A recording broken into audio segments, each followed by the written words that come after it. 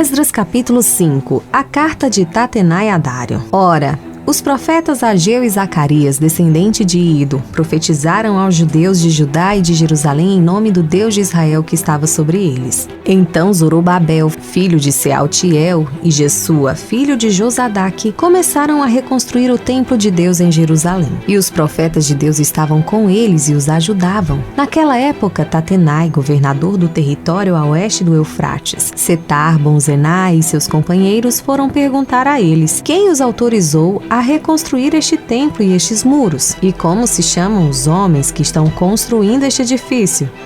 Mas os olhos do seu Deus estavam sobre os líderes dos judeus, e eles não foram impedidos de trabalhar até que um relatório fosse enviado a Dário e dele se recebesse uma ordem oficial a respeito do assunto.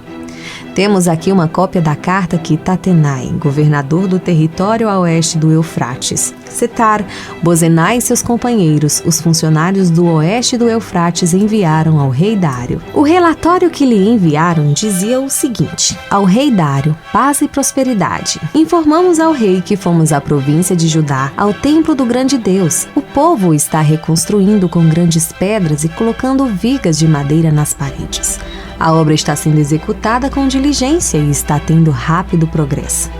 Então perguntamos aos líderes: quem os autorizou a reconstruir este templo e estes muros?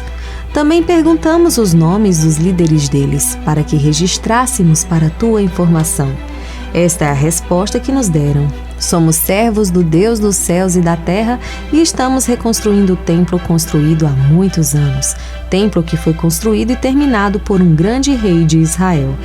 Mas, visto que os nossos antepassados irritaram o Deus dos céus, ele os entregou nas mãos do babilônio Nabucodonosor, rei da Babilônia, que destruiu este templo e deportou o povo para a Babilônia. Contudo, no seu primeiro ano, como rei de Babilônia, o rei Ciro emitiu um decreto ordenando a reconstrução desta casa de Deus. Ele até mesmo tirou do templo da Babilônia os utensílios de ouro e de prata da casa de Deus, os quais Nabucodonosor havia tirado do templo de Jerusalém e levara para o templo da Babilônia. O rei Ciro os confiou a um homem chamado Sesbazar, ao qual tinha nomeado governador, e lhe disse: leve estes utensílios e coloque-os no templo de Jerusalém e reconstrua a casa de Deus em seu antigo local. Então Sesbazar veio e lançou os alicerces do templo de Deus em Jerusalém.